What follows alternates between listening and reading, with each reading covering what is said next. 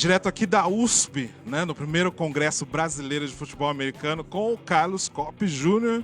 Agora é HC do Paraná, do HP, é isso? No retorno já a gente fez a apresentação no início do ano agora, e aí eu tô assumindo realmente o cargo como head coach do Paraná HP. Você antes era o coordenador defensivo. E agora, até na nossa entrevista lá em Campinas, você falou, né? Não ia aprender só a defesa, ia aprender o Air Raid, é isso? Inclusive, uma coisa que o Vitor Dutra falou. Qual que é a diferença do Air Raid pro West Coast?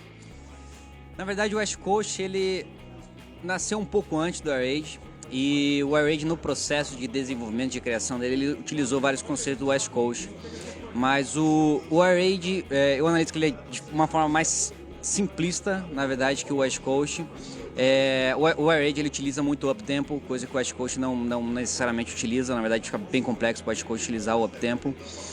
O Air Raid ele foi o sistema que realmente criou o sistema de progressão de leitura de quarterbacks, que não necessariamente você utiliza no West Coast. Então, são os dois sistemas que são realmente os pilares que a gente vê hoje do sistema do jogo aéreo que a gente vê lá fora, principalmente na TV, tanto college quanto NFL. O West Coast um pouquinho mais complexo e o Air Raid um pouco mais simplificado, né? Lógico que existem outros tipos de sistemas aéreos, mas esses dois realmente são os que a gente mais comumente vê ou mais fácil de identificar, né? Mas ambos, na verdade, têm aplicação. O West Coast é mais comum da gente ver times da NFL, por exemplo, utilizando. É difícil de ver o time da NFL utilizando conceitos mais profundos de Air Raid. São poucos os times, então a gente tem, por exemplo, na NFL aí, Packers e Saints utilizando conceitos, né? Agora, a nível de college já é o... Tirando as Hail Marys. Tirando o Hail Mary. Mas mesmo o próprio Air Raid, ele tem por característica principal fazer o stretch tanto horizontal quanto vertical da partida, do ataque, aliás, né? Então ele ataca realmente fundo, tanto que o 4 verticais é uma jogada, é um conceito de passe da Air Raid, né? Então ele realmente consegue atacar o fundo utilizando a Air Raid. Mas a Air Raid... Então entra as Hail Marys também. Entra também a Hail Mary, mas é muito mais comum a gente visualizar ver Air Raid jogando em college. Então, por exemplo, quem acompanha college aí, quem assistir Texas Tech, Texas A&M, Oklahoma State, West Virginia, Washington State. Então, são alguns de várias escolas que utilizam o Air Raid. Na verdade, o Air Raid está presente mais de 60% dos college, das equipes de college de D1, né? Tanto que Clemson utiliza conceitos aéreos, né? Não é um ataque baseado na Air Raid, mas utiliza conceitos de Air Raid no ataque, no jogo aéreo deles. Vamos falar de você, então. Você foi para Belhaven, Jackson, Mississippi, ficou lá 6 meses, foi isso? E o que você aprendeu, o que você vai trazer, o que você vai fazer revolucionar o Paranaense, é isso?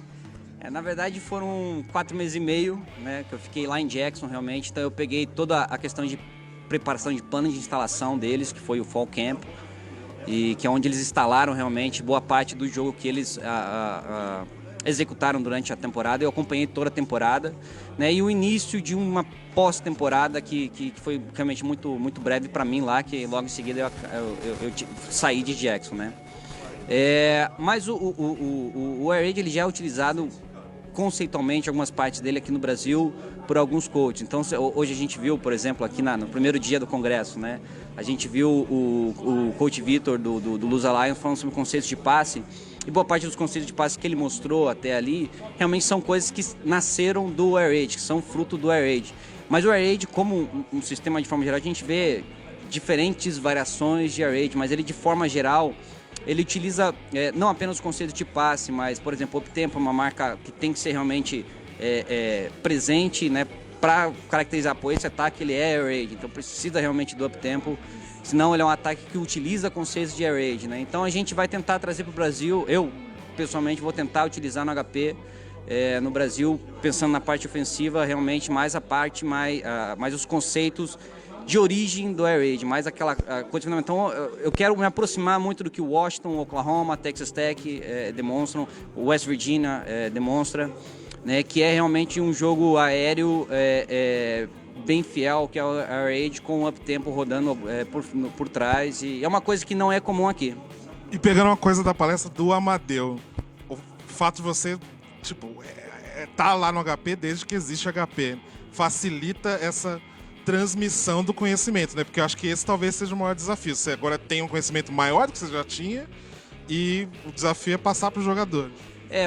Facilita o fato de que todo mundo realmente me conhece, me respeita, eu já conheço como o elenco funciona, então fica mais fácil de eu passar a ideia para eles, de eu apresentar e modular a instalação, porque eu conheço o elenco, né? Então, isso o coach Amadeu, ele falou muito uma coisa importante hoje que a gente consegue extrapolar para várias coisas. Você precisa conhecer o teu elenco para você bolar a forma de você planejar a forma de agir, né? Então, isso vai desde um sistema tático, você escolher qual sistema tático é melhor para o teu ataque, para a tua defesa, né? Até mesmo a forma de você escolher a maneira de se comunicar com os jogadores, né? E realmente um ponto de vantagem, como eu fui um dos que contribuíram, que fizeram parte da unificação de Hurricanes e Predadores para criar o HP. Então o pessoal ele realmente já me conhece, já tem essa identidade lá dentro e vai ser um fator facilitador, digamos assim, para introduzir tanto para modificar totalmente o ataque, como também para modificar e atualizar, digamos assim, a defesa, que a defesa ano passado, né, eu utilizei uma 2-4-5 e esse ano já vou trazer alguns conceitos lá de fora também para dar um up nessa defesa aí, tentar trazer uma coisa um pouco diferente. Pra quem não lembra, no 6º episódio da 3ª temporada do nossos Hangouts, o Cop explicou tudo isso da defesa desse 2-4-5, que foi responsável pela vitória de 14-0 no campeonato estadual e agora é rumo ao bi. Agora tem a obrigação de defender a faixa. A gente sabe que fica complicado pelo fato de um ano que a gente está defendendo faixa, um ano de instalação de novas coisas, a gente está mudando totalmente de filosofia. Então, por um lado a gente tem a obrigação de defender a faixa, mas por outro a gente sabe que é um ano realmente de instalação, é um ano que a gente não tem a obrigação de realmente já chegar e botar banca, porque é um ano que a gente vai ter que aprender realmente a jogar e não é só realmente o que se mostra em campo, mas como você se prepara para mostrar aquilo em campo. Então, pra gente, apesar de toda essa obrigação que o pessoal de fora vê, a gente tá com cabeça limpa, que é um ano realmente de instalação, e a gente vai trabalhar para instalar da melhor forma possível, pensando lá na frente, a gente construir um sistema que seja robusto e que aguente bastante tempo aí lá na frente, trazendo resultados.